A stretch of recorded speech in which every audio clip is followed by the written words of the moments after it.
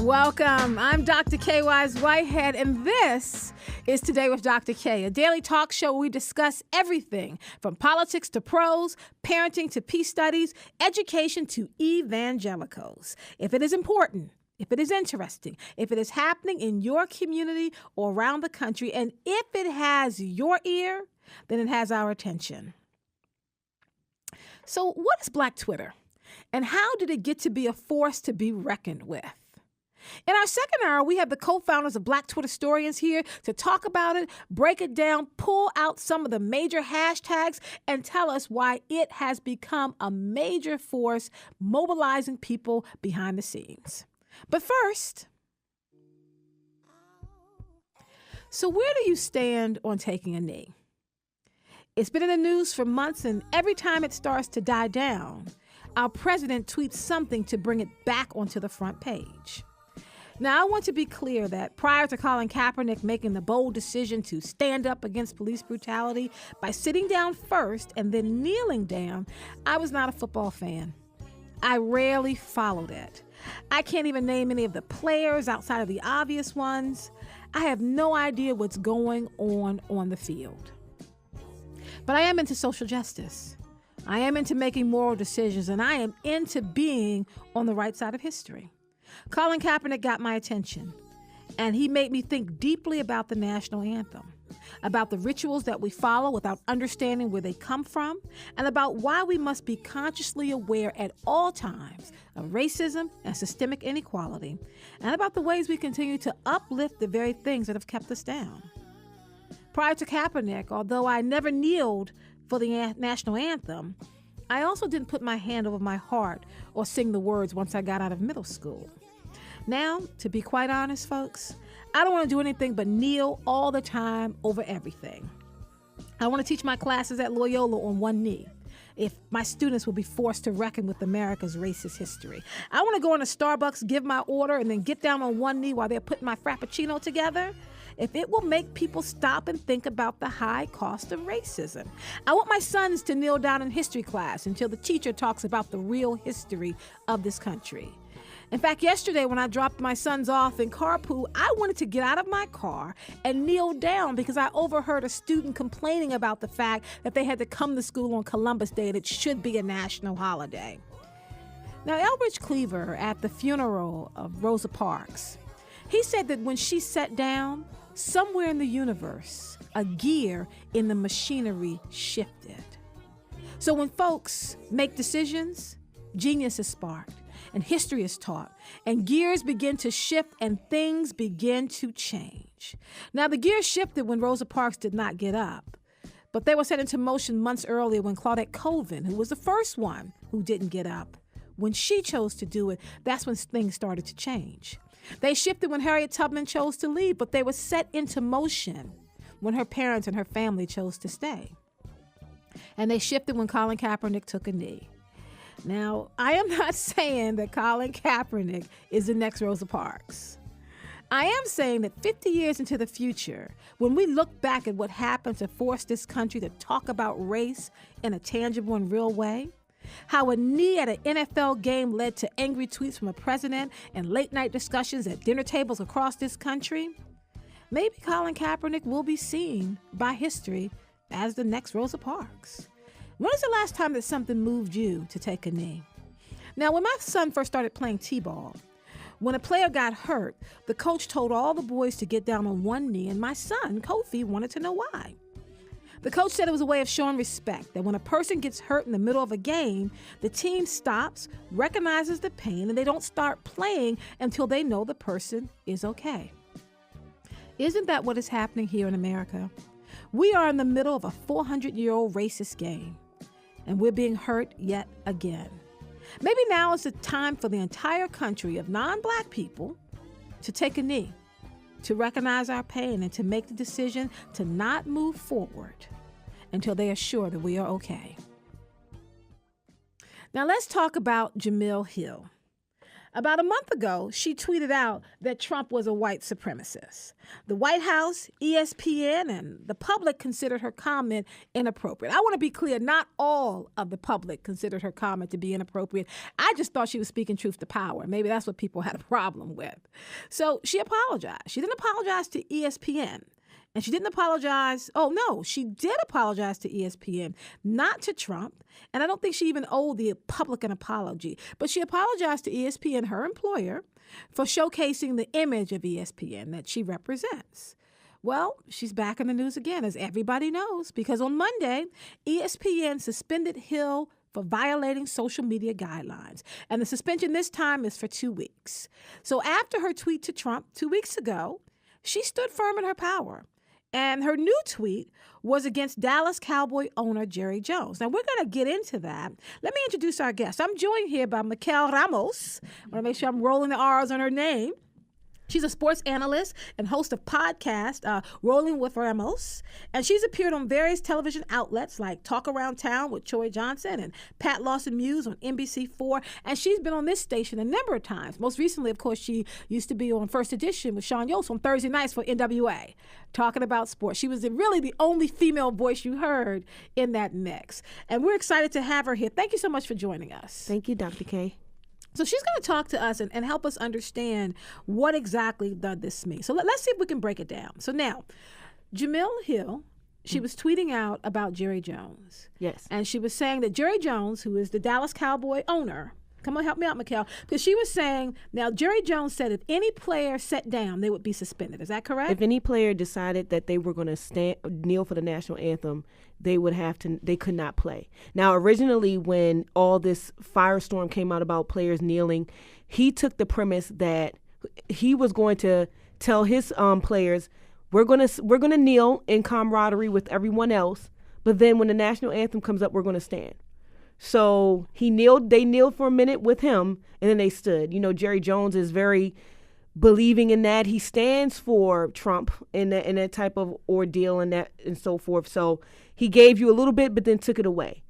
However, Jemele's tweets were in response to someone that did not like the practices of Jerry Jones. And she basically said, well, hey, Jerry, if you don't know anything about the Dallas Cowboys make a lot of money. The Dallas Cowboys are considered America's team, and they have one of the best arenas in the NFL. Jerry Jones has done a great job of making the Dallas Cowboys a cash cow. And on top of that, they're always in the news, whether it be for good things or bad things. They're just the team that's always there to watch with everything. And basically, Jemele said in response to this person that reached out to her on Twitter, basically, well, if you want to hit Jerry Jones where it's hard, hit him with his advertisers, hit him there, hit him with the sponsors. That was in response to what somebody said to her. It's not like she took the picket sign and took the actual paper and walked around, knocked on doors and said, hey, this is what we need to do, sign your name. She gave a response to what somebody else's feelings towards him was and said, hey, well, if you feel this way, do this. Now, we are going to keep the phone lines open, and we want you to give us a call at 410-319-8888 because this has become one of those topics. I'm thinking when people talk about Black Lives Matter, when they talk about what's happening with the abortion bill, when they talk about Trump, everybody has an opinion. Right now, Ramos, I'm sure you can agree, everybody has an opinion about whether or not you should kneel or you shouldn't kneel, about whether or not it's about the troops or is it about what he originally kneeled for, which is about the attacks on unarmed black men happening in this country. And I want to say black men and women because we have to always hashtag say her name and be very clear about that. But let's just go to a clip of Jemele Hill, and we're going to talk about it on the other side. Athletes have a lot to say, and they're going to say it. So my challenge to the sports crowd is, what do you want me to do? I'm a journalist, so should I pretend that Colin Kaepernick didn't kneel? Should I act as if Greg Popovich does not openly discuss his hatred of the president? Should I just act as if LeBron James, Carmelo Anthony, Chris Paul, and Dwayne Wade didn't take the stage at the ESPYs to not only show a sign of unity, but make their own statement about where they felt we were as a country? Should I act like they're not saying these things? Because these aren't marginal athletes saying these things. We're talking about the biggest names in sports. And that's a sports story. And this idea that sports has always been devoid of politics is a lie. The same person that will tell me to stick to sports will also say Muhammad Ali was a great sports figure. What's the difference? The difference is now you know Muhammad Ali is right. So when we're talking about Colin Kaepernick, because you don't believe in the issue, or you don't have as much investment in it, it's easy to rail against him now. But ask yourself, what are you going to be saying 20 years from now when you look back on what you said now? Because now is the courageous moment to have an opinion about it, that the people who want us to, quote unquote, stick to sports, even though we are, they more often than not, they want us to stick to not talking about things that they disagree with. Strangely enough, in 2017, people can't agree when something is racist. Well, so she's talking about, and that was in response to the first tweet that she sent out about Donald Trump being a white supremacist. She received a lot of backlash from that, with comments from people telling her to stick to sports, as if she's not a black woman in America. Mikhail, what does this say about black women as a whole working in that industry? And then we'll open up the phones to Jerome and Kadria after that. Well, of course, I want to stick to the stigma of black women in that industry, but in totality, I want to, every time I step up to the mic, I speak for all women. You know, James Brown said it best, Dr. Kaye, this is a man's world, but it's nothing without a woman's heart. And that is the mantra of the sports entertainment industry. You know, they need us, but they do not do the best when it comes to us as far as protecting our rights within it. So it's crazy because as a woman that loves sports, I'm constantly challenged personally and professionally. In my personal life, if I date a guy, and I tried to date a guy that didn't like sports, but if I date a guy that likes sports, he's so in awe by when I open my mouth. But it can't just be because it's who I am and it's what I love, and that's just Mikhail, period. Then I decide to go into an industry where sports is what I love, and I love interviewing athletes, and I love getting these stories, and I love being on that line, and that's what I love to do for a living. But I'm also challenged in that way because not only do I have to make sure I can hold my own against Peter next to me, and Peter may be white or black, I also have to make sure that I hold my own against Sally, for lack of a better words, and she may be white or black, and if she is white, most importantly, she says a question that may not be looked at upon as the right question, then she speaks for the rest of us in the room. But I may be better, but she got her job on other premises. It's just a mantra of totality where it's just horrible in a sense to where why do we have to hush our perspectives and our mouths? Mm-hmm. This is just who we are and what we are about. Sports and society, people, I need you to stop this ideology that they don't go hand in hand, because they do. Because for every triumph to tragedy story that's in America, sports has been the main correlation. You can go from Ray Rice to Leah Steele being the daughter of a Cincinnati. He was daughter of Cincinnati Bengals tackle she had cancer. You can go from triumph to tragedy and that quick, and it comes from sports. When 9/11 happened, no one was looking for the president or anybody else to bring light to the rest of the world. I don't know a dry eye that was in Yankee Stadium or the New York Giants Stadium when they took the field that gave America hope. So to say that they don't go hand in hand, and Jamil Hill's on a show called On the Six that has predicated itself, since it was His and Hers with Michael Smith, on being the ideology that you can put them, society and sports do go hand in hand. They intertwine culture, society. They have rappers on there. They did skits on A Different World, and they brought all those main characters back in. So for ESPN or anybody else to say that she's not doing her job, that's the premise of what you put her on the show to do, and that's what she does for your network. Right, so they want her to entertain, they want her to talk about sports, but they want her to stay in her lane. And I think to just open up a little bit more, I'm not sure if it's just for black women. Although I see the attack on black women, I can see the argument, but I look at the history of black men who've used the sports platform as a way to take a stand. I mean, I did some research going all the way back to 1968 with Tommy Smith and John Carlos. I mean, they paid for that decision to put up that black power fist. It's not something that just happened at the Olympics and they never had to deal with it again. You make that decision, and it does impact you having all kinds of advertising deals, whether or not companies are going to drop you or keep you, whether or not they're going to sign you and financially support you. That when athletes make that decision, then there's something to be paid for. The one I thought was interesting, Mikhail, is that I know about Tommy Smith and John Carlos. Who doesn't? Like, that's an iconic photograph of the two of them, I believe, with the gold and the bronze. You're holding up their fists. I did not know about 1972 with Vince Matthews and Wayne Collett. Now, 4 years after the 68 controversy, they also won. But this time, instead of putting up the Black Power fist, they fidgeted, they talked, they kept on their warm-up clothes. Like, they refused to participate. And the backlash against them was even greater. Like, they didn't do the fist, but that physical protest of not wanting to be a part of the playing of the national anthem, people get really upset about that because they want black athletes, I think more specifically than just athletes as a whole, they want them to be in line.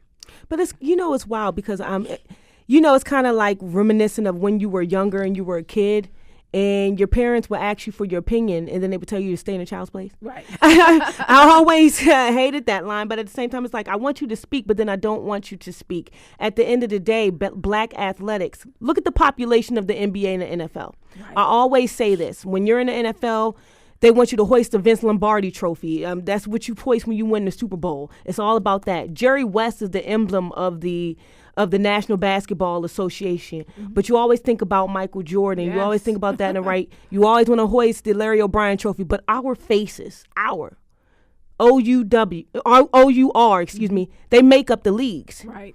It's no excuse, and Jamil stated to herself that the ESPYs opened up with 4 black athletes talking about, the race issues in this country. Carmelo Anthony is from Baltimore. He came and he walked and everything that was going on when it came to he participated and everything went on with Freddie Gray. I think it's kind of it sucks really because kids aren't growing up wanting to be doctors and lawyers anymore, which is a concern, right? I think that's a bigger issue because who are they wanting to grow up to be? They LeBron James. And in my generation, people grew up wanting to be Michael Jordan. I mean, I wanted to be Michael Jordan. But the difference is, Dr. Kaye, Michael Jordan is such an iconic figure that even still, like, I want to be like Mike. If Mike was walking down the street, you still wouldn't have that ideology that you could touch him. Like, you could actually be like Mike, even if you put on the sneakers. My generation, it was Allen Iverson. I mean, I don't know anybody that could not, as far as society was concerned, relate to Allen Iverson and what he represented. You felt like he could be in one of your classes in high school and he could be the guy that you liked, or you felt like he could be one of your friends. And these athletes are that close to us nowadays where they're not just figures that we put on their jerseys and we go to their games, we idolize them in that form. They speak to the little kids and the masses. So if Cam Newton treats a woman a certain way and says certain things, maybe a young fellow will think, because let's be real, little kids look to TV. They don't always look to their parents all the time. Maybe he thinks that's the right thing to do. If LeBron James put up the fist symbol in infatuation for his black people, kids are saying, okay, that's the right thing to do. And it's okay with that. Why is it not okay to that? And to take the rights of not just journalists. We got to keep journalists away and stick to the just sports, and we got to tell our jocks just to be dumb jocks. But guess what? Neither one of them are. Yeah, and it's not working out that way. I want to open up the phones and get to our callers. Let's go to Jerome. Jerome, welcome to Today with Dr. Kaye. Oh, yes, ma'am. How you doing? Well, thank you for calling us. The comment I wanted to make is simply the fact that instead of us constantly looking for them or owners of these organizations to do right by us, why don't we create our own? Mm-hmm. We would actually shut down the football NFL if all the black players would just refuse to play. I mean, how can they could not move forward? And they don't realize how much power they have. And once again, we should be focusing, in addition to what you're saying, on us empowering ourselves so we can become independently wealthy. Because every time we're going, either whether companies or organizations, that we're going to them and expecting them to treat us with justice, it's not going to happen. It's just not in them. I absolutely agree. Thank you so much, Jerome. This idea of creating our own. What would happen if all of the players on the Dallas Cowboys were to actually sit down? So instead of one player being out there by themselves, what if all of them made that decision, standing together, saying we're all going to sit down because he cannot suspend the entire team? Let's go to Bubby. Thank you for joining us here on Today with Dr. Kaye. How you doing today? I'm doing well. That's good. No, I had a point that I had brought up, and I was listening to y'all conversation, and I was just thinking about that. What if Tom Brady would have took a knee for the thing that happened in Vegas? Mm-hmm. You know, it was like Magic and Bird. Bird, the only one really stood up for Magic when he came out and admitted. Right. The Bird didn't want to be the great white hope, but he took on that as a witch count. But through sports, it brought them together. You know, and they the best of friends to this day. And Bird stuck by him, even though they was arch rivals on the court, because that was the court thing. But off the field, it was a different thing. Thank you so much. Mikhail, I'll come back to you. So the point that Bubby just made, what would happen if, say, Tom Brady took a knee over what just happened in Las Vegas? He's talking about the mass shooting in Las Vegas. Well, you know, that's not going to happen to the immaculate Tom Brady because the man that is Jesus that plays football for the National Football League, and when questioned, even when he does not want it, when he's questioned, he does not answer. Mm-hmm. Tom Brady had Donald Trump Make America Great hat in his locker. Right. But at this point, we all can attest to you play for the Kraft family. The Krafts own the Patriots. Right. They are pure Trump supporters. Tom Brady has been avid on saying that, saying in certain ways subliminally that he is in his corner. But when it's easy to think, Dr. Kaye, that, hey, you must be voting for Trump, correct? Right. However, we jump around those questions to ask Tom Brady because we feel like he's above answering them. Well, now we don't count accountability for him. Let me ask you that. If we move away from Tom Brady, because maybe that wasn't the best example, although I appreciate Bubby's example, I really want to know, really in general, what if a white player does this? The real question is not a Tom Brady who you laid out. Yes. You know, he really is not someone who he's not the guy. He's mum, and that's why he keeps his endorsements. Right. But what about another white player who's willing to take a knee? What about when the first MLB player took a knee? That was awesome. So then let's talk about whether or not they would have to pay the same cost that we see Kaepernick paying, and that other athletes may pay as well if they continue to go down this road. But anybody that knows the background of Colin Kaepernick, he's mixed. Mm-hmm. So black is only half of who he is. Right, but he is black. He is black. Let's be clear. Right. But when it comes to the MLB player that took a knee, that was great in its own right because it showed that people care outside of just our skin color. You know, I mean, you talk about Adam Jones here in Baltimore in his own right. He talking about going to Boston when he was called the N-word and thrown stuff at. Mm-hmm. I mean, being a black man in that sport, when white people add to the ideology that they can fight with us, it's a beautiful thing. Most recently, an NHL player was the first one to put up the fist symbol as well. So that's taken forth. Greg Popovich, who is a white coach in the NBA, San Antonio Spurs, he spoke about white supremacy and how whites need to be more better at understanding how too privileged they are. It adds great to the conversation, and it also adds great to what is being sought after. No, they're probably not going to be. It will be a lot more respect. I would say that, if that answers your point to Dr. Kaye. Right, so that's the idea. But I do want to note the point I was making about Colin Kaepernick being mixed. Yes, I know that he is biracial. I think it's important for us to recognize that based upon your skin color, America tends to judge you a certain way. He may be biracial in his background, but when people see him, what they're looking at is a black man, although he is biracial, and they're treating him as such. Well, we're going to leave it here just for a short moment. When we come back after the break, we're going to be joined by Dr. Doug Wargs from Towson University, and we're going to talk more about headlines. We're going to talk more about Jerry Jones, and we want to hear from you. 410-319-8888. Thank you, Mikhail Ramos, for joining us on Today with Dr. Kaye. Thank you. Welcome back. I'm Dr. Kaye Wise Whitehead, and this is Today with Dr. Kaye, where we discuss the stories that matter. If it has your ear, then it has our attention. Joining me now by phone is Dr. Don Wargs, Professor of Political Science from Towson University. Welcome to the show, Dr. Don. Well, thanks for having me. I'm excited to have you on the show. If you want to join our conversation, give us a call at 410-319-8888. Before we open up the phones, we just want to go to a quick clip from Stephen A. Smith, and then we'll talk on the other side. He's turned it into an issue about patriotism and beyond. He's catering to his base in the process. He is the one that's winning because he's turned this into something that the players didn't intend to. So they're going to have to find a different level, a different mechanism to make their voices heard because Trump has won this round. So, Dr. John, Stephen A. Smith, who's well known, of course, as a commentator in sports, he always takes a very strong stance on the things that he believes in. He is saying that the president has won this round. What do you think about that, Dr. Don? Do you think there's still a struggle there? Do you think there's still a protest there? Or do players need to look to another way to protest and not next time not have it taken over by the president? Yeah, I don't know. I think he's on to something in that essentially what Donald Trump did was he basically made a move and kind of forced other folks to respond. He has reframed the issue as one of patriotism, and the reason for the protests has been totally lost.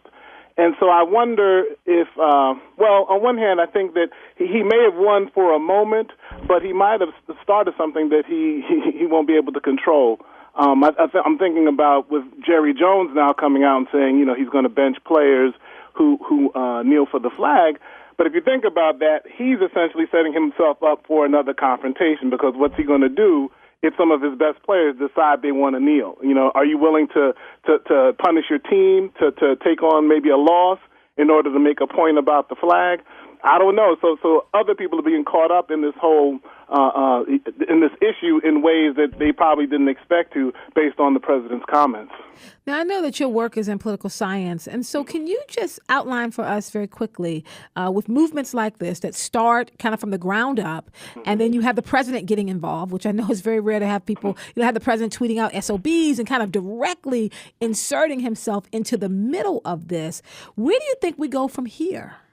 This is very atypical. This doesn't really go along with what we normally see and study. I mean, usually folks in power, their response is different, right? Usually folks are protesting to get the ear or get the attention of folks in power, and folks in power kind of respond in different ways. They might make some kind of a accommodation, or they may say, I hear you, and maybe we'll talk about it. Typically they don't end up in sort of a tit for tat back and forth with the folks who are protesting in this way, right? Especially when it's something that's so divisive.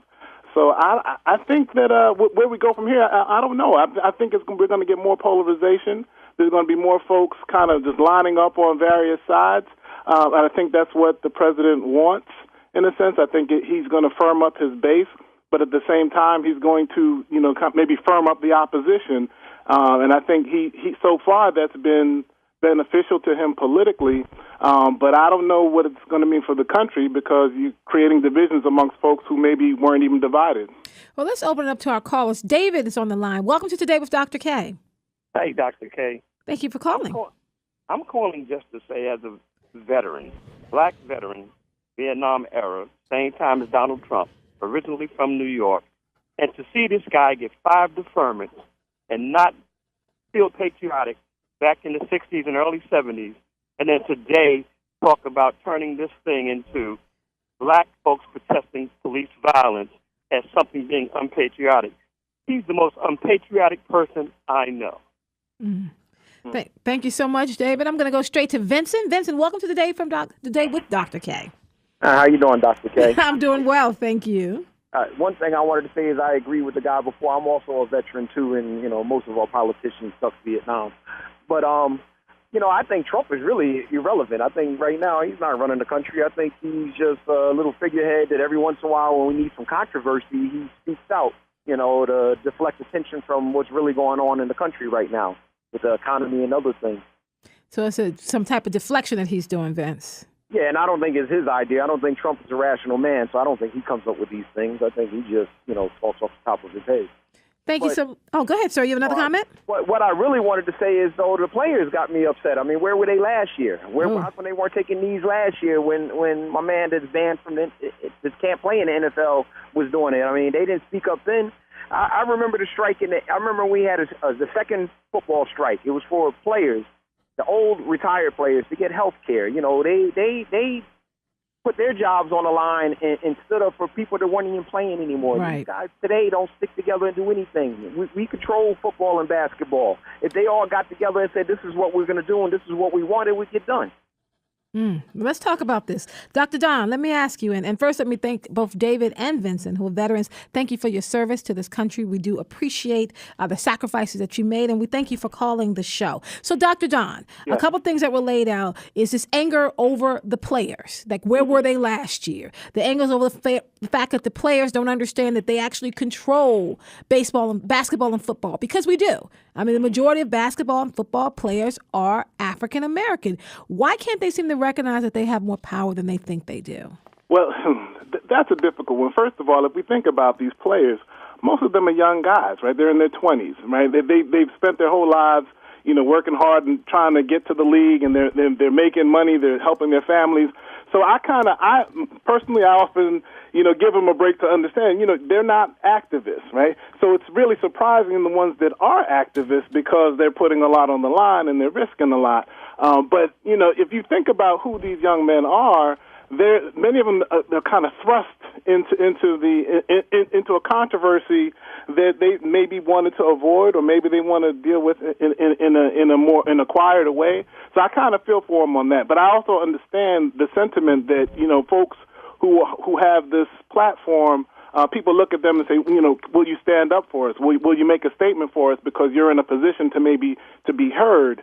But it's a difficult spot, and many of them aren't necessarily articulate enough to be able to stand up and say things in ways that will be as effective as one might want. So it's a tough position to be in. The last thing I would add is that the power, though, if they become conscious of their power and they feel empowered and they feel confident enough to try to push something, they probably can make things happen and they can cause change. They've got the NFL probably spinning in circles with just by taking knees. You got owners saying things back and forth. They had Jerry Jones taking a knee. They've got power, but it's tricky, and it's a tough thing. They're in a really difficult place. I hope that maybe they can get some guidance and maybe talk to some folks who are maybe more politically sophisticated, right, so they can come up with strategies to navigate this world that they're in right now, and really to make the most of this moment. With all this attention, maybe they can make the most of it, but they got to be strategic and they have to think about it. We have Kadria on the line. Kadria, welcome back to Today with Dr. Kaye. Is Kadria on? Well, Dr. Don, let me come back to you while we work on Kadria and her call. So I just want to kind of adjust the question just a little bit, and I do want to continue to encourage people to call us at 410-319-8888. Even though we're going to move on in our national headlines here, we can always come back if there's something else that you want to talk about. I want to talk a little bit about Tillerson and Trump and what's been happening with this back and forth between our president and our Secretary of State. So President Donald Trump is saying, which to me, that's the surprise part, that he's actually asserting that he's smarter than Rex Tillerson. And then he's saying, let's take an IQ test. Can you talk a little bit about why this is, from a political standpoint, to have this kind of back and forth between the Secretary of State and the president? Like, what does this portend for what is going on in America at this time? So you're asking me questions. I was not. I've been studying political science for 25 years, and we never came across the issue of the president challenging the Secretary of State to an IQ test battle. I mean, I've never. It's vintage Trump in many ways, in terms of instead of kind of sticking with the line that Tillerson didn't say it, everything's okay, he goes out and says, if he did say it, then I'll challenge him. It's just kind of a bizarre thing to say, and I imagine it must be effective with the people who like him and who support him politically. But there may be some folks who support him politically who are cringing at that anyway, because it seems to add fuel to a fire that was actually maybe fading. Once Tillerson came out and said, and didn't quite deny it, but said then he's loyal to the president, it was maybe beginning to wane a bit, and he seems to just have reignited a flame that was going out. So I don't really. As I said, this is surprising and it's unprecedented, but apparently this is working for the president in terms of what he's trying to do in terms of cultivating his base and maintaining that support. Even though others, are critical of it and kind of perplexed. I mean, what's interesting is that I agree with the comments that at this point, the White House is like an adult daycare center, and that President Trump is running his office like it's a reality show. That, you're fired, if I have to say that. Let's do an IQ test. Let's wrestle if we have to. But in the midst of all of this, what we have to often recognize is that policies from this president, they're not getting through. So although he may be doing all these things up front, behind the scenes, there is some resistance to some of the work he wants to get done. I mean, if we were to just stop here and say President Trump, miraculously resigned today, right? We can all hope and wish and pray for that. But if he does, what do you think his legacy has been other than inciting controversy where in other places there might not have been any? Well, I mean, I think that if we think about many of the people who supported him who support him, while I think some of the rhetoric is that, we want certain policies, much of it seems to be symbolic. And so, there's some small substantive things, maybe, a few judges being appointed and things like that.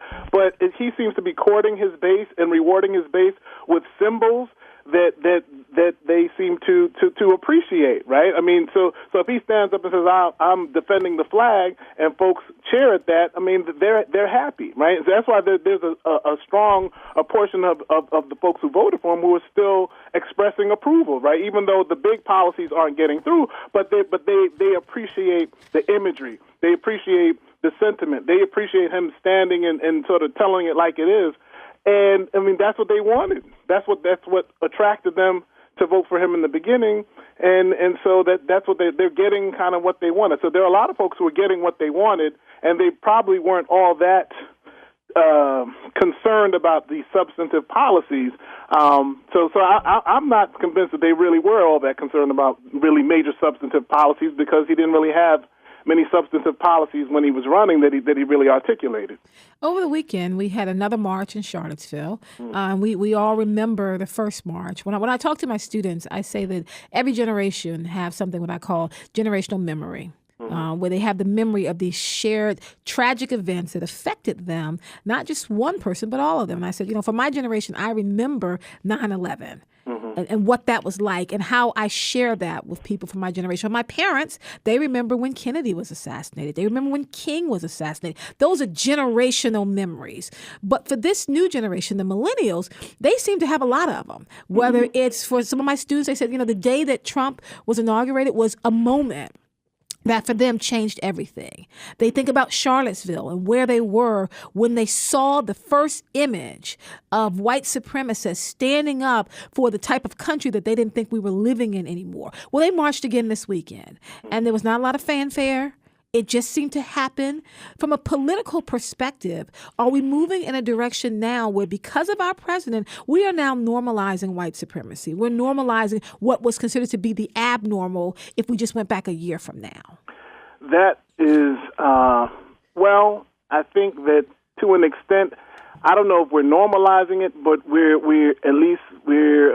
it's becoming more maybe familiar, where I think that, events like what happened in Charlottesville, the most recent protest, it's almost like we expect it, and folks may still cringe, but we expect it, and this element is there, and it's not denounced in a way that we would have expected in the past. I was, thinking about the fact that, the vice president is at a football game, has harsher words to say about the players kneeling than about the folks going back to Charlottesville where they had already killed somebody.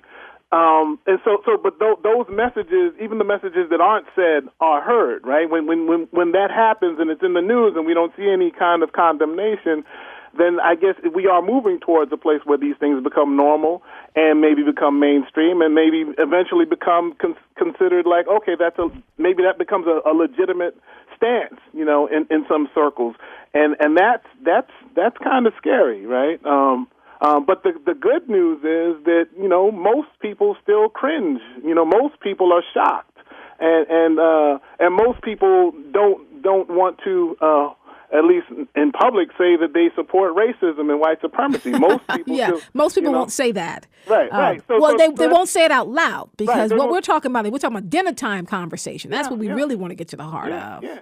But even I think there's probably a lot of people who have prejudice, express it in some ways, but who would still kind of resist the label of white supremacist and racist, right? I mean, there are a lot of people. One of the things I've been kind of playing around with is this notion that there are folks who say some of the most racist things, but then would be offended if someone called them a racist. Absolutely. So what that tells me is that, strangely, I think that's kind of a positive, at least we'd be in a much worse place if folks just said, yeah, I'm a racist and whatever, I like it, whatever, just handle it. Think about that. If it wasn't even any kind of hiding or if they just were out and overt with it, so that's, in a way, I guess that's kind of a hopeful sign that people don't accept racism for the most part, other than these kind of fringe characters, but that might be changing. I mean, that's kind of a funny look at progress. It's around something my father used to say. He said, we know that we were solving the drug war in D.C., where I grew up, when the drug addicts took their business to the apartments. Like, they were no longer on the street corner. Right. For those of us who lived in D.C., the drug problem's over. No, it's not over. They just moved inside. So,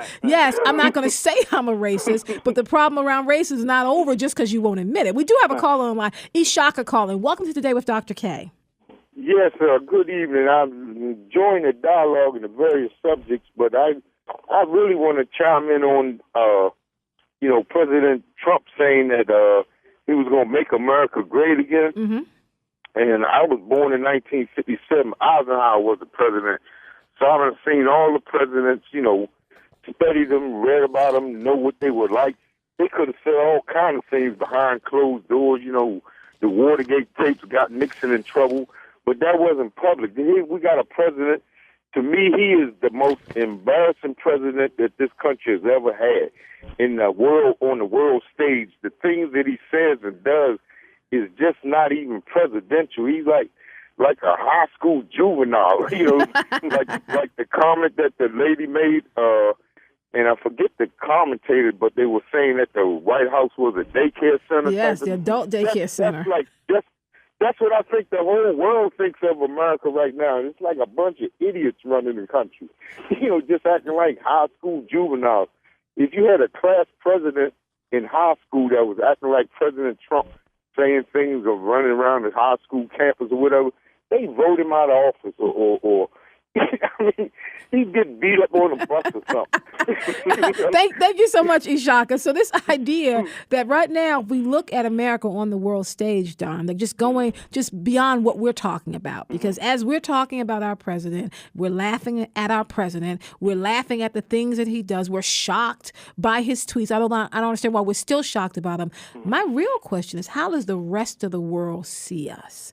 Because we might have been in a vaunted position with President Obama as the face to the world. What about with Donald Trump as the face to the rest of the world? Yeah, I think I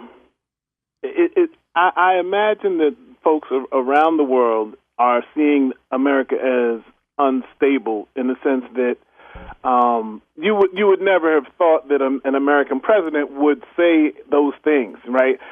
We may have policies that folks around the world disagree with, but you kind of you would expect America to have a certain kind of just a certain stature and approach in terms of interacting with the rest of the world.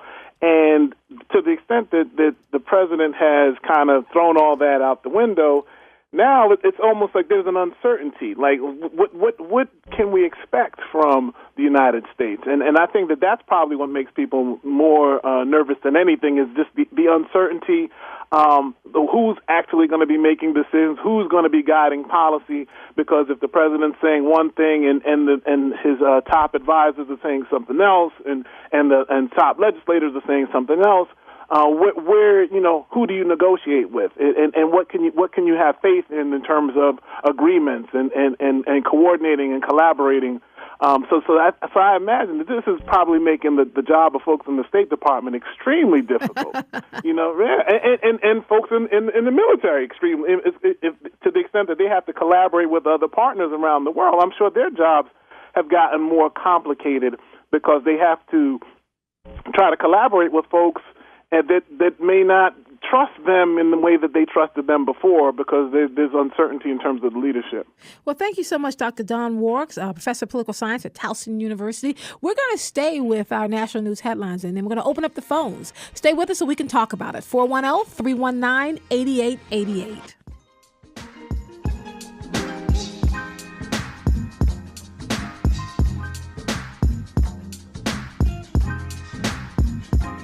Let's keep talking about what's happening in the NFL, about this notion of white supremacy, what is happening with racism. Is the White House truly an adult daycare center? Are people concerned that the parents are away? There was a wonderful tweet sent out. It was a picture of Michelle and Barack Obama. It was their wedding picture because, they just celebrated their 25th wedding anniversary. And somebody tweeted out a little note, dear mom and dad, hurry back. The babysitter's out of control. So this idea that people want the stability back, that we don't know what we had until it's absolutely gone. We have Mike on the phone. Welcome to Today with Dr. Kaye. Yes, Dr. Kaye, how you doing? I'm doing well. I'm just coming from a Native American, historical, African Native American perspective. So what I'm saying is this.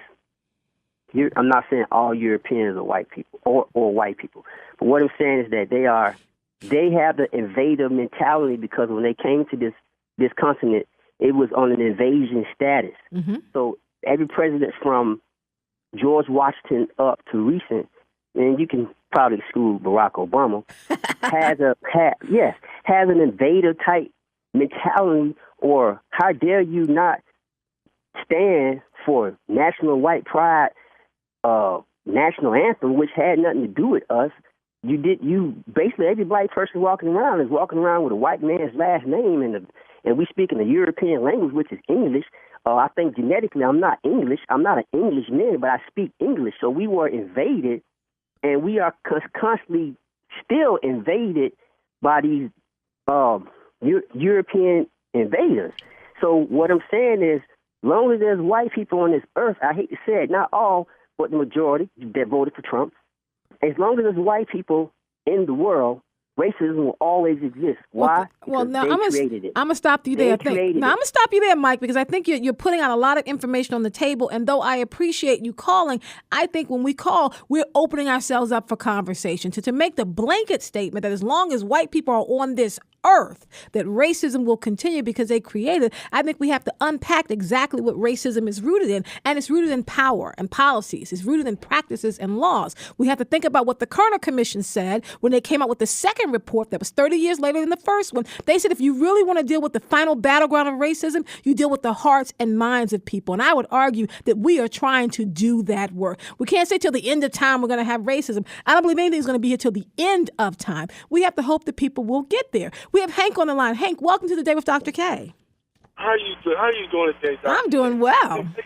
Dr. Kaye, you know what I don't understand? And the young lady said this to me. Yeah, we do grassroots movements, but that's WEAA, right? Where is the grassroots movement in the neighborhood to get these young men to coincide with something, to get these young women to coincide with something? Where's the small grassroots that teaches the child as a seed that they grow up flourish into something? Where's that grassroots movement? Because look, everybody's worried about what Donald Trump is doing. Nobody looks at what Pence and Jeff Sessions and the rest of them are doing constantly behind them. Nobody's reading about Frank Dodd. Nobody's understanding about how he has taken off all these saying, okay, I'm gonna repeal this, I'm gonna repeal that, I'm gonna repeal this, right? Nobody's looking at that and they saying he's not getting anything done. He's not getting what he wants done, but what he's getting done is things that are detrimental to you. Thank you so much, Hank. I thank you so much. I definitely understand your passion. I am right there with you. I do want to add one correction because I think we have to recognize the people in this city already doing the work. You asked the question, where is the grassroots activity happening? You said the WEAA. WEAA stands for We Educate African Americans. We have students coming in to work on the radio station. There's work happening here at Morgan State University where we are housed, focused on making sure the word gets out. If you listen to this station from 5 a.m. Democracy Now! All the way through the basement. Every step of the way, we're talking about information that you need to know and why it's important. Now, moving away from WEAA, We have Leaders of a Beautiful Struggle. I've had them on my show. My show is 7 days old, and I've already had them on my show twice because they're doing the hard work. Do More Baltimore. We had D. Watkins on here yesterday talking about the work he's doing. Kondwani Fidel was on here on Friday talking about the work he's doing in the community. We had Baltimore Block. I had Dr. Lawrence Brown on last week. He's doing the work with Tent City. He's working here at Morgan. We just had Dr. Don on, who's over at Towson. So I just want to say, Hank, although I agree with your passion, we are here and we are on the ground. From the radio station to the ground, we are doing the work to make sure that African Americans in this city understand their rights and understand they have a place where they can be heard. Today with Dr. Kaye is all about making your voice heard. If you have a concern, we want you to give us a call. We want you to stay with us after the break because when we come back, we're actually going to talk about and break down Black Twitter. I know it's a huge shift in topics, but let's say if it's not happening on Black Twitter in so many ways, it's not happening at all. Stay tuned because there's going to be an update from MTA, and I'll join you on the other side of the break. This is Dr. Kaye Wise Whitehead on Today with Dr. Kaye.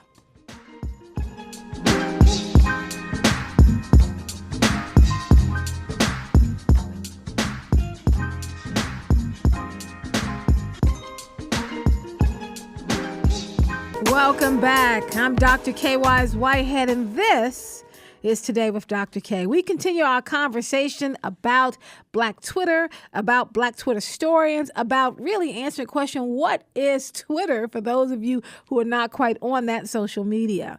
I'm being joined by phone by Joshua Crutchfield. He's an instructor of history at Middle Tennessee State University, and he's a co-founder of #Black Twitter Historians. Welcome, Joshua.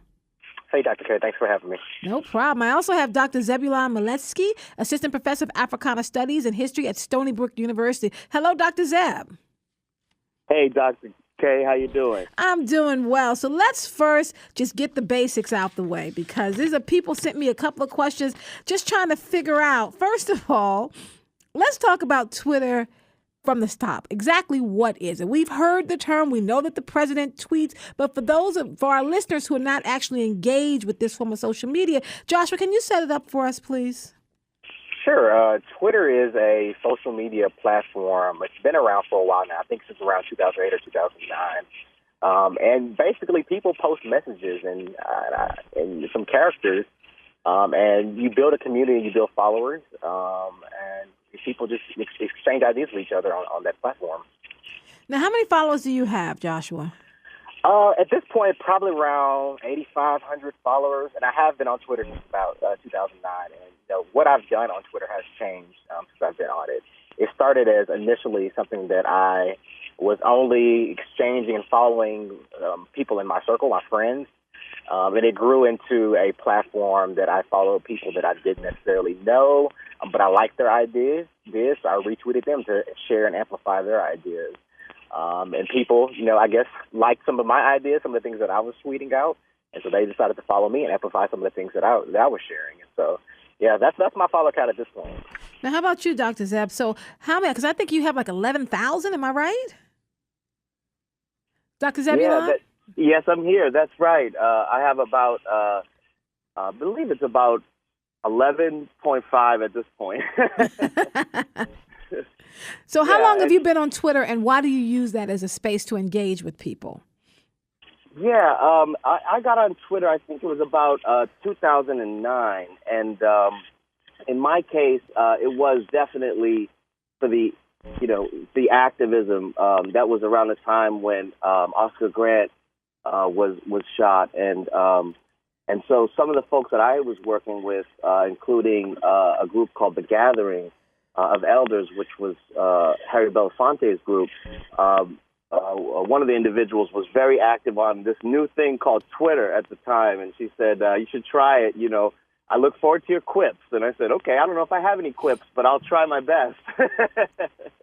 Now, Joshua, you actually co-founded the #Black Twitter Historians with Dr. Leah Brown in 2015.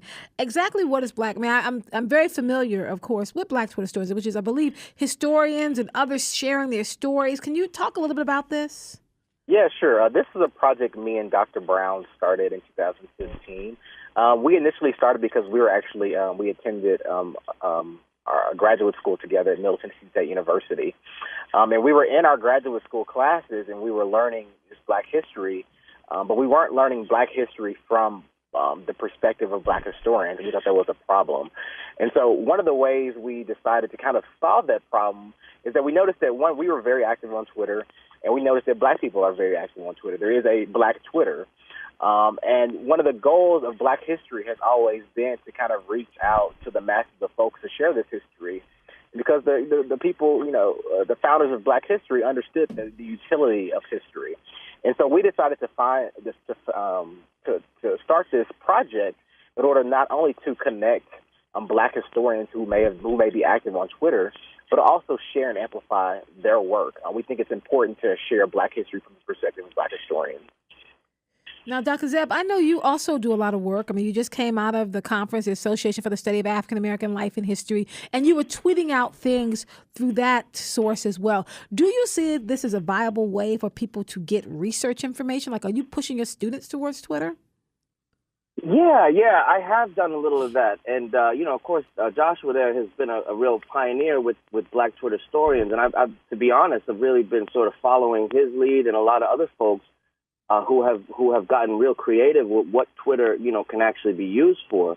For my part, I've found that it's very useful for, say, if when we show a film in class, have the students live tweet that film while we watch it, and we're tagging the director, we're tagging the producer, we're tagging, we're gleaning, effective quotes from the film and so forth, and it works really well. We end up sort of trending, I guess you could say, sort of trending our hashtag, which is usually our class or the theme, and you'd be surprised who comes around. Sometimes the director or sometimes someone who is involved in any of the creative work we're either reading or looking at, visuals we've done mostly, will chime in and get, and appreciates the attention, frankly, I guess, from a marketing perspective of their material.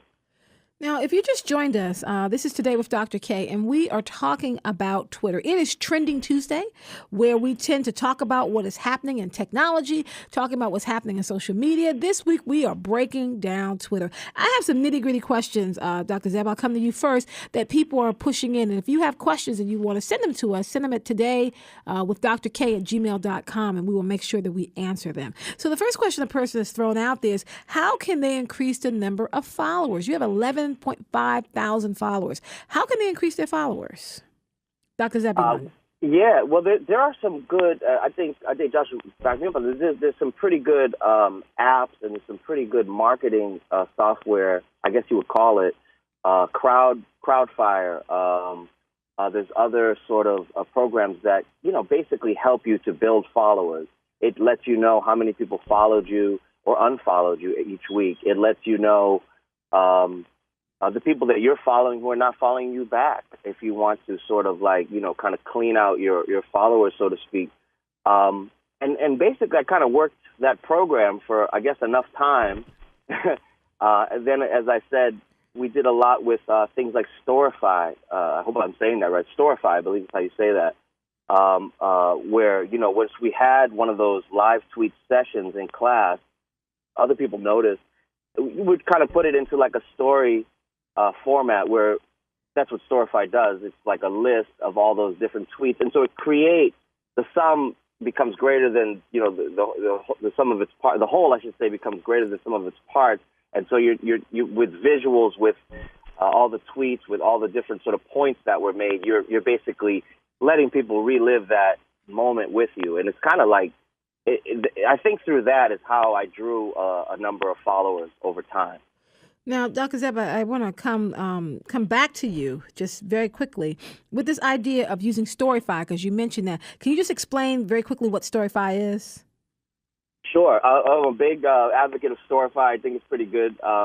One of the, many kind of like other social media platforms, like, like Snapchat, like some other things.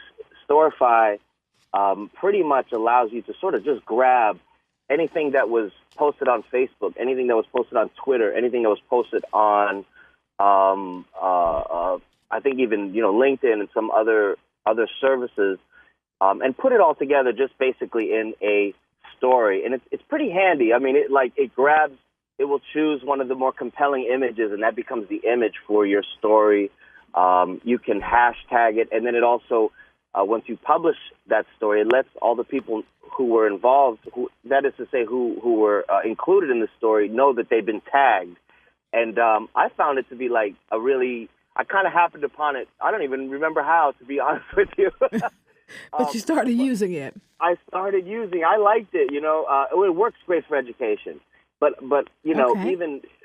but also I would say with activism, a number of uses, I know, see Josh has done some amazing. Crutch is how I know him from Twitter. I think it's Crutch 4, right? Crutch 4. I see that, and I feel like, okay, things are going to be okay. Crutch is on the scene. Just kidding. But basically, what they're doing with digital humanities and so forth, it's a great way to put together all those different things in one place. And it's sort of like, I think it helps people, maybe people who are just starting on Twitter. They feel included. They feel involved. I know I like it when I see a notification, oh, you've been included in so-and-so's story. Okay. That means in that live moment, in actual real time, you were active on that, and it's like a way of keeping a historical record, actually. So for historians, it makes a lot of sense.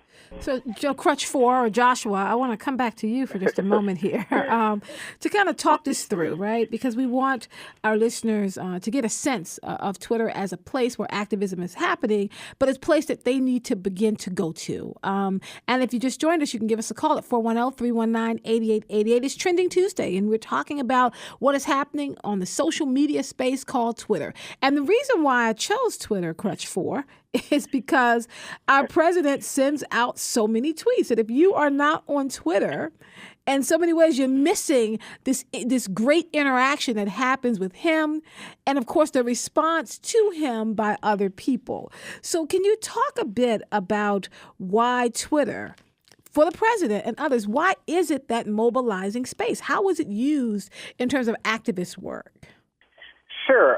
I think this kind of does go back to kind of growing a following as well, too. In a more kind of organic way, Twitter allows you to join a conversation that's happening around the country and around the world really easily, to see who's saying what about what topic. And Twitter, as it's grown, it's become even easier for you to see exactly what conversations are going on right now. You can log on to Twitter now and see the moments of the day, so what's happening in your area and nationally, and what conversations are happening. And so by joining those conversations, you not only get to, add your voice to that conversation, and so it's not quite as democratic, but in kind of a democratic way. You join your voice into that conversation, and then if people really enjoy what you're saying, I think you have a really profound thought about this topic, then of course you get amplified in this. And if you really dig into recent activism around Twitter, think about how the Black Lives Matter movement started. You look at the death of Trayvon Martin, and people tweeting Black Lives Matter, and activism growing around that tweet. And also you see, and when Mike Brown died, for example, in Ferguson, you saw activists that are on the ground live tweeting what was going on the ground, and people commenting on that conversation that was happening nationally and locally on the ground in Ferguson. And so I think it's just a way for people to not only see other thoughts that are out there, but to add their voices to those other thoughts. But also maybe it's a way for folks to feel like what they're thinking, their analysis of the world and of the country may not be so isolated as they think. And I think that does grow activism, and it does grow momentum. And it's happened here even locally in Nashville with our social media platforms. I also manage the platform for Black Lives Matter Nashville, our page here. And you still use Twitter and our social media platforms to galvanize folks and to organize folks into actions here in the city. I think it makes it kind of hard, though, Joshua. And this is where I struggle. And I invite our listeners to think about that as well. I struggle because I try to be on all the platforms. So while the show's going on here at this moment, I have Facebook Live going on. I have my intern Petra has the Facebook camera up for me so I can do that. I'm actually on Messenger talking to my producer. I'm checking my email to see if anyone has sent a message. I'm going on to Twitter to see what's happening on the a Twitter feed. Then I'm also engaging with technology in the basic sense by being on the radio. It feels like too much. Like, how do you balance all of this social media and still live in the present reality, right? So that the social media does not become your life. It just becomes an extension of it. How much is too much? Well, I would say that I agree with that totally. And, as I've gotten older, my social media use has actually decreased. Okay. Because it is too much for me. But when you start viewing social media as a tool and not life, then it becomes a little bit easier. Right. I like that. Say that again. It's a tool and not life. The tool and not life. And even our organizing and activism work, we have to see it as a tool and not life. There are other ways that have been around for forever of how to organize. But Twitter is a drum. It's a way to get your message out and to amplify your message. Black folks have always had ways and been creative about using technology in ways that help mobilize, to help move us more towards freedom. And Twitter and social media is just one of those tools. Now, what's interesting is that in the ways that we use it, because I want to keep saying this, Joshua, it's a tool and not life. Dr. Zeb, that leads into the obvious question that somebody just sent to me. What about on Facebook? Just shifting a little bit, because Facebook and Twitter in so many ways are connected. What about on Facebook that people feel it's necessary to put everything up about their life? I'm thinking about, because, my Facebook is connected directly to my Twitter. If it goes on my Facebook page, it's an automatic tweet. When people are on a romantic date and they stop in the middle of the romantic date to take a picture to show you that they're on a romantic date. When people make, what they call the best meal ever, and instead of eating their food, they take a picture of the food to send you a picture of their food. I'm even thinking, Dr. Zab, which is really disturbing to me, about the people who are at, I saw someone tweeted out, my grandmother just died. She's standing by her grandmother's body at this point, and she takes a selfie and sends it out. So I'm thinking, wow, in one of the most emotional moments of your life, you're thinking, hey, let me update my social media feed. My grandmother just died. So, my God. How has social media now become so attached to our lives that we can't even disconnect? Maybe if we wanted to, we can't. Yeah. Wow, that's a tough question. I mean, I think that one thing we got to remember is that this is a millennial invention, so to speak, and it of course it's for everybody. But when Facebook, for example, first started and Twitter first started, I think it was being used by a very sort of certain small number of people, especially Facebook. If you recall, that was an exclusive thing. You had to have you had to be part of a community to join Facebook in your university, right? You had to have the email address. Those are the very early days. But the point is that it's a different kind of thing, and so I mentioned millennials because it seems to me the millennials are very sort of upfront. They are very sort of like transparency is important. Sort of like kind of being real and being honest. And so the opportunity is there, to do that, but that's also the problem. The opportunity is there to do that. And so people sometimes, I think, maybe go a little too far. They're oversharing. Facebook, for good or for ill, has evolved that way. And you're free to fail or fly, as the case may be. If you fly and people sort of really are moved by something or gesture, that's always a beautiful thing on Facebook. But then I agree, sometimes people give like a little too much information, if you will. But at the same time, I like the fact that the community aspect is there. People will come on and say, and now that you can either love something or the crying emoji and the different emotions, that also has, that's changed things a little bit too. I mean, maybe in that moment while you're standing there, maybe made a not a great decision posting a selfie next to the body. That's a little extreme.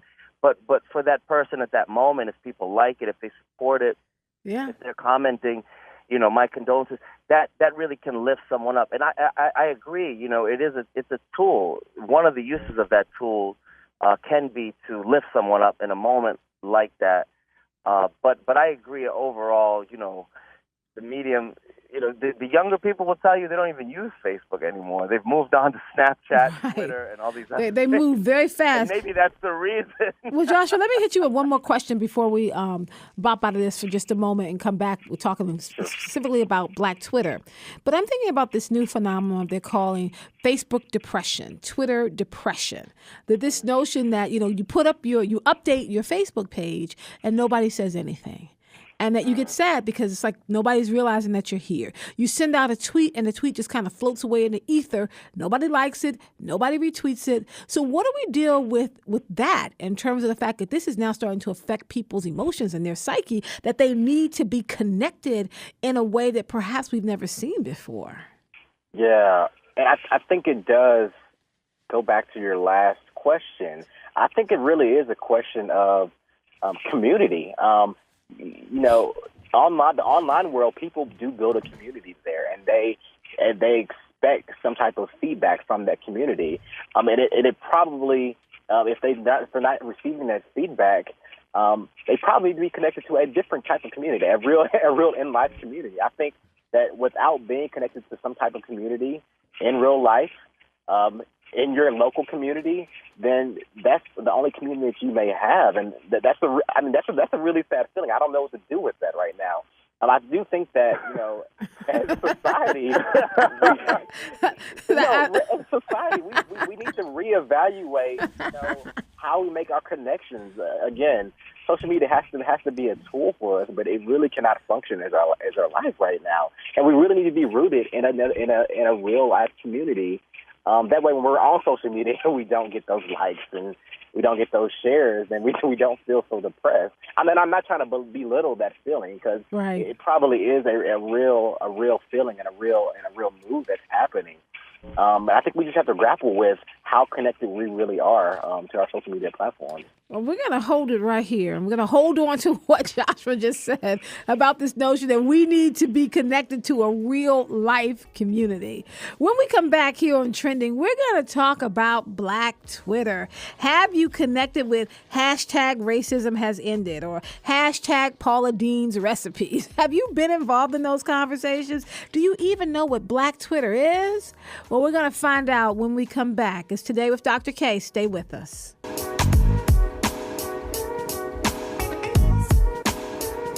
Welcome back. I'm Dr. Kaye Wise Whitehead, and this is Today with Dr. Kaye. And we're going to continue our conversation just a little bit more, but now we're switching gears and we're talking about Black Twitter. I'm joined again by Joshua Crutchfield, instructor of history at Middle Tennessee State University, the co-founder of hashtag Black Twitterians. And we also have Dr. Zebulon Miletsky, assistant professor of Africana Studies and History at Stony Brook University. Gentlemen, thank you for staying with me. Happy to be here. All right, well, let's talk about Black Twitter. I want to start by kind of putting out what CNN's Lisa Frank said. She went through and said what Black Twitter isn't. The Black Twitter is not a hashtag. Black Twitter is not a website. It's a group of individuals who come together to talk about ideas and culture. And if that sounds like Twitter, it is. It's Twitter, except that it really is populated by Black folks. And they have used that space to put out some pertinent information, not just the dragging that takes place, which is a lot of fun, but pertinent information from hashtag Black Lives Matter to hashtag If I Die in Police Custody, even to hashtag Oscar So White and forcing the Academy to have that important conversation. And there's some fun things that happen there as well. Things like hashtag Growing Up Black or hashtag Black Thanksgiving, some of my favorite ones. So let's kind of talk about Black Twitter and talk about how it's become so important. So Zebulon, I'll start with you. Tell me about your work with Black Twitter and how it has become a major hub that even the Nielsen is looking at Black Twitter for rating responses. Yeah, it really has. It has become an influence maker. It's become it has changed. Sort of. I mean, it's like for me, I have interacted with it.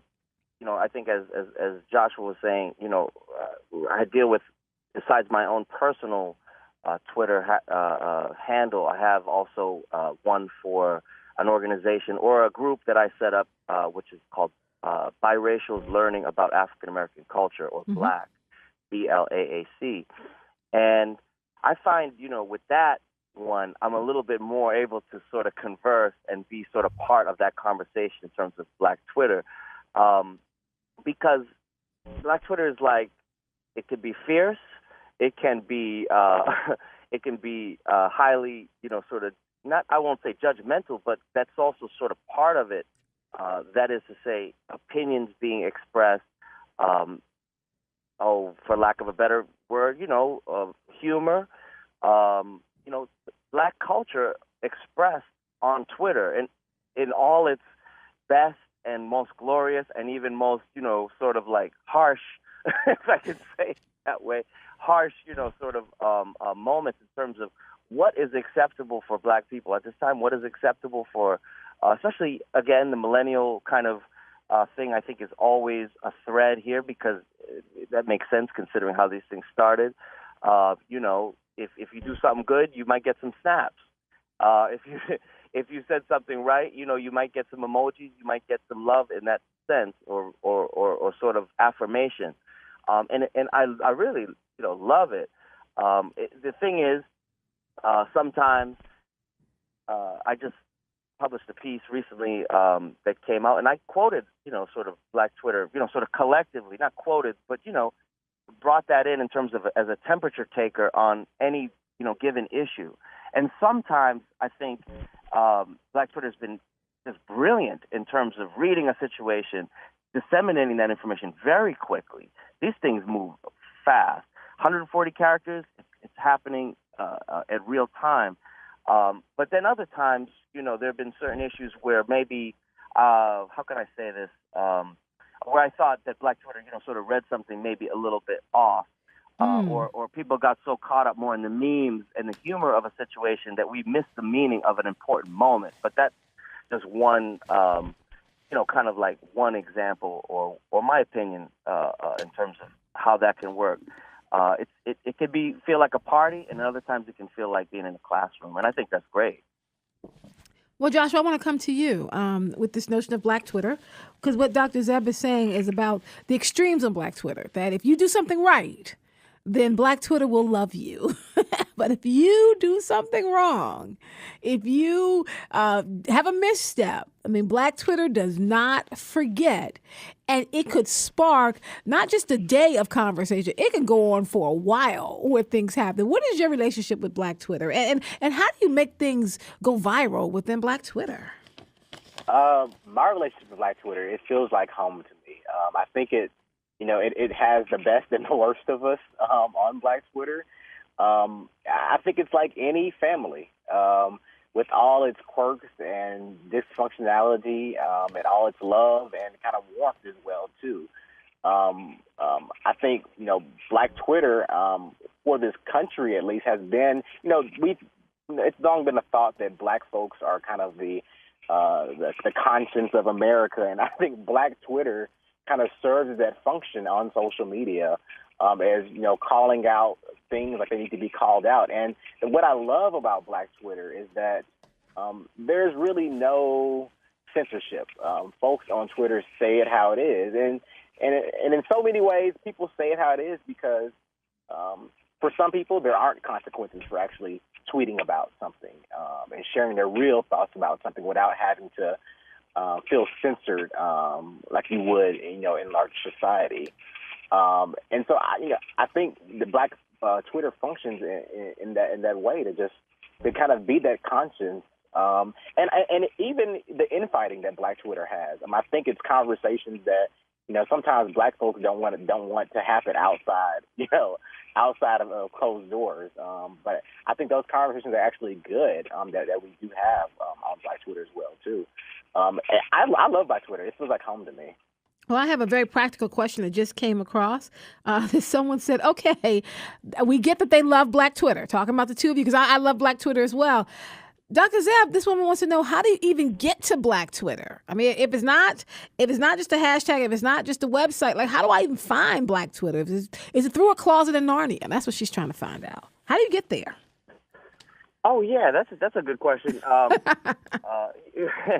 love I don't know how many people follow DeRay McKinnon. McKesson.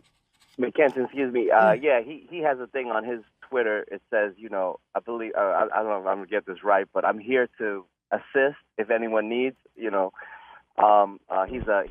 labeled as someone who will help on Twitter, and there are people like that, like him and others, who actually can be sort of almost guides to introduce one to Black Twitter. Now he is huge on Twitter, of course, but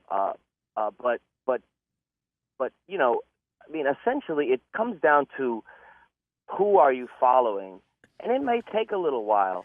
One has to really sort of like participate. One has to be a cheerleader for a while before one can sort of maybe take that little first step out there and say and step out with one's opinion or one's thoughts. It is sort of Twitter is not and social media is not a new thing so much anymore. They're really it's been around long enough where you do have best practices. There are do's and don'ts. There is etiquette. What some people used to call netiquette. See, now I'm really showing my age as a Gen X. I'm a Gen Xer, proudly. But I have always admired, those of us who teach students, we have a lot of exposure to millennials and millennial thinking and culture and so forth, if you will. I've always liked what they were about. I know some of my colleagues, not to get off topic, but Rate My Professor, for example. Those are you really dating yourself here, Dr. Zeb. People even use it. People just tweet me that they don't like my class. And now people are still using Rate My Professor. Well, but I had colleagues that did not like it too much, and I was kind of iffy about it at first too. But see, again, I feel like that's that sort of millennial thinking. They're very real. This class is either this professor is good or this professor is not good. And you sort of, I think it's pushed. I know for myself, it's pushed the social media presence, that is to say, having one, has pushed me to do better and to be a little bit more community minded, to be more open. And so, Black Twitter, it does feel like family. Family can correct you when you're wrong, and they can support you, when you're doing right. But in terms of just practical advice as to how to access it, I mean, the hashtag, obviously, Black Twitter is a start. You'd be surprised. But you'd be surprised. I think some people, don't realize, and I forget myself, if you do a search, you can search for any hashtag conversation that you would like to be a part of. So simply searching hashtag Black Twitter would get you going. Look for people who have that in their profile description. If they have Black Twitter listed, they may be a leader, a thought leader, or a discussion facilitator of sorts that can, sort of get you in. And so by following them and by retweeting and liking and so forth, and replying is another underestimated thing. You don't always have to go out on your own profile with a big opinion or something. You work up to that, participate, reply to others, support where needed. And we're not even going to get into trolls and stuff yet, but it could be a jungle out there, so to speak. But it's very real, and I think that if people follow their heart, if you're true to yourself and you're honest, honesty is big with millennials, I find. In so many ways, if that makes any sense. I'm not sure. Yeah. I can agree. I wonder if it's being honest or if they really like you to be authentic, right? Because authentic, I think that's really what they're looking for. I just found out. When I was going to check on what you said about DeRay McKesson's Twitter feed, I have found that I have been blocked from his Twitter feed.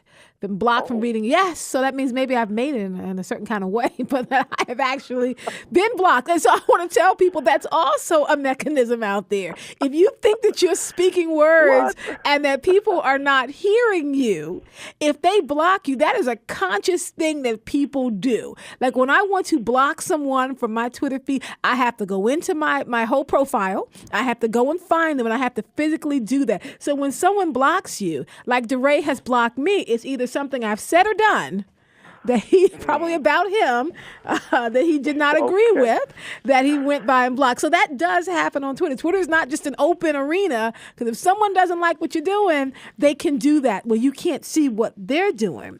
The other thing I want to bring up, I think that's just important to note, because there are some mechanisms in place that if you want to kind of control your space, Twitter, like Facebook is different because you have to ask to be a friend, right? But with Twitter, if somebody follows you, which is easy to do, it's one click to follow someone, it's actually a couple of clicks if you want to block them. What I think is just that. I mean, that's a major decision. I have only blocked a few people on Twitter. And typically for me, it's been the extreme white supremacist who are saying things either about me or they start saying things, even more importantly, Joshua, about my sons. Yeah. So when people start putting out threats on Twitter about my sons, I start saying these are people who have some idea of who I really am. It's not just kind of a name out in the ether. You have an idea of who I really am. I want to talk about that before we just go through some of the big updates on Twitter. Joshua, something that we have both on Twitter, maybe a little on Facebook, you have this anonymity, right? So that people can say things to you and they know what you look like because they found you, but you don't know what they look like. Do you think it's changing the ways? You're saying we need to be connected to real communities, but hasn't the notion of communities changed because of social media? I think that's fair. And those folks that do have the anonymity, I have some type of anonymity. I don't put my last name on Twitter, but you can find that information out from me.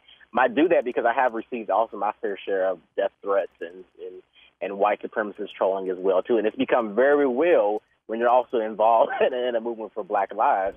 Right. But I think this anonymity provides folks with a way to say things with no real accountability. And I do think that's what makes social media toxic sometimes and really dangerous for people, because people can say all sorts of things with no real consequences in so many ways. But those are the folks that are on my block list, honestly. I have a long block list because I choose on what I see, I choose to really try to craft that community that I see on any of my feeds, and to not let any other type of toxic messages, get in my feed. Okay, well, let's look at some of the topics that have come across through Black Twitter. Because I think that when you talk about Black Twitter, I think you have to first ground it in talking about social media so that people who are not on Twitter can understand first that Twitter is a part of social media. And within Twitter, there's another line called Black Twitter. And that there's this other conversation that takes place. And that Twitter is not just a place to drag people or to retweet the president, but it's also kind of a second layer of conversation. I mean, Dr. Zeb talked about having his students watch a movie and having them live tweet the movie. Or for my students, I have them attend a conference. I want you to live tweet what the speaker is saying for people who can't do it. I mean, I have my students doing an activity called Twitterstorians, which is similar to what you're saying, Joshua, but how I do it a little bit differently is I tell my students that for 72 hours straight, they have to tweet once every hour. And if they are logging off to go to bed, they got to let me know. But that they are creating this story, this running story over a 72-hour period. And at the end of it, we pull all the documents, we pull all the material, and we're trying to see if someone who didn't know you, if they could recreate what your life is like just from your tweets alone. And it's amazing how we've been able to track. I know when you're at the gym, I know when you're here, but I can track your whole life from just looking at your tweets. So there are ways that Twitter can be used in the classroom, because someone had asked me, as a teacher, can she do something with this? So now to Black Twitter topics. If you want to get in on the conversation, give us a call at 410-319-8888. Dr. Zeb and Joshua, what is your most memorable moment on Black Twitter? Like, what is your favorite meme that's taken place? Dr. Zeb, I'll come to you. My favorite thing on Black Twitter. Well, If I want to know, like, what's going on with what's his name, Jesse McGowan, or somebody like a celebrity. I say his name right? Yes. Yeah. Okay. See, I don't watch the shows, but I like it's perfect for me because he has. I guess that would be my favorite moment. I was not involved in that moment, nor did I want to be. But from from my understanding, one thing to remember, of course, is that Twitter is a historical record. I mean, the National Archives collected a number of tweets, and probably still will have to, especially now. It's actually the only form of social media that's being archived by the Library of Congress is Twitter. Interesting. Okay. I thought I heard that. Yeah. I knew Twitter was at least. If that makes sense. So if that is to say, if you said something a few years ago, something on a very righteous kind of tip about, say, your dating interests or your dating patterns or what you were, that kind of thing, or something, a very strong message, say, out to the sisters on Black Twitter and that kind of thing. But then later on, change it up and, well, I think everybody knows what I'm talking about with regard to our brother. So I mean, and there's a talk back, there's a clap back moment, there's a way for like people to sound off and say, that was not too cool and we didn't appreciate that. We loved what you did, the statement that you made in terms of Black lives, but we're not feeling this part or that kind of thing. Or even, the other moment that would come to a kind of close second, I guess, would be I don't know if we should bring this up, but the flare-up around the really serious conversation actually about sexual violations and rape and so forth that came up around the New Birth of a Nation film. I thought that was an important discussion. I thought that was an important conversation. And I mean, people like For Harriet or Crunk Feminist Collective or like a lot of other folks who are really, major influence makers in Black Twitter, they shaped that conversation. Now, I just want to jump in very quickly. Hold on. For people who don't know, the Crunk Feminist, the collective, it's Black women writers. And they have used this space for the last couple of years to talk about these topics. In fact, on next Thursday, we're going to have one of the founders of Crunk Feminist, Brittany Cooper, on to talk about her new book. And as for Harriet, that's also another website that uses Twitter as a platform talking about these issues. So please continue. I just want to make sure for the callers not to get lost if they don't know some of these places on Twitter.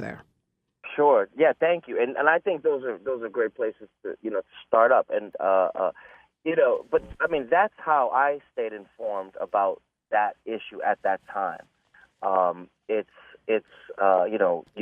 There's documents.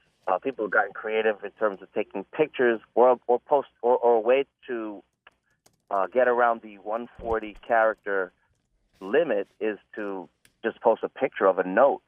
I mean, official statements and so forth are being made this way now, and they have to thank these relatively Twitter's all ages and everybody's welcome, but I would say those the early pioneers on it, if you will, if we can go that far, would be the millennial sort of a group that really rolled up their sleeves and sort of pushed everybody, I think, to a sharper discussion. One, you can't come up there talking about something without some evidence.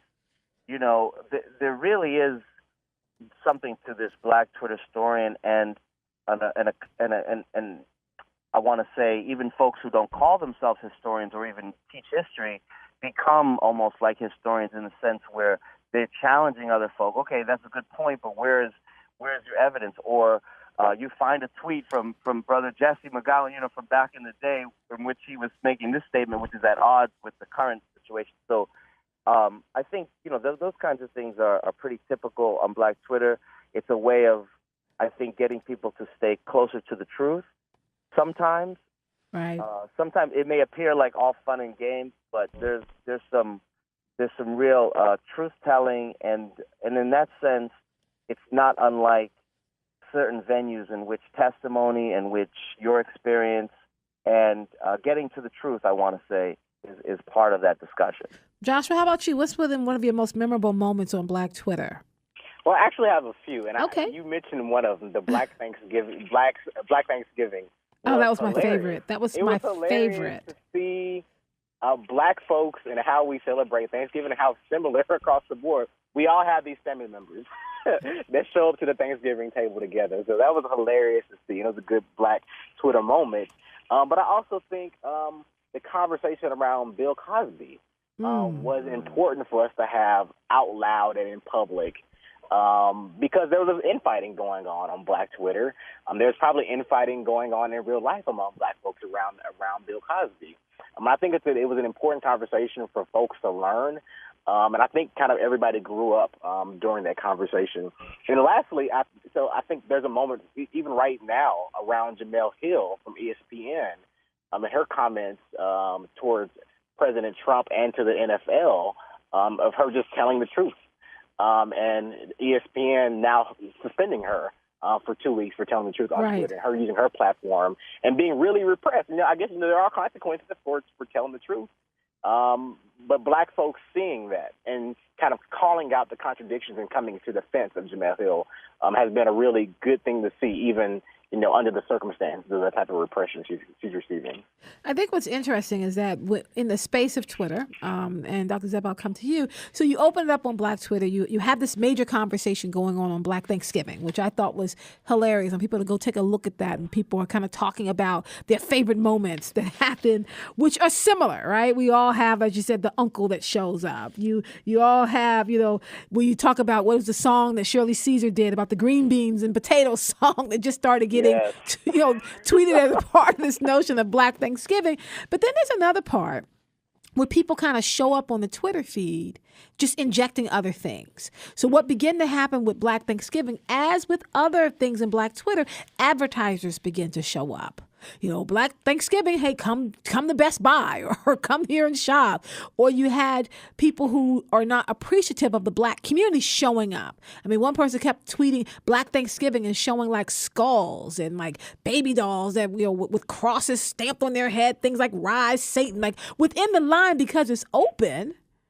You might get a wide variety of perspectives. Is that, in your opinion, Dr. Zeb, one of the best things about Twitter? It opens up the space for anybody and everybody to comment? Yeah, I mean, I don't know if it's the best thing sometimes, but yeah, I think it is obviously a part of it.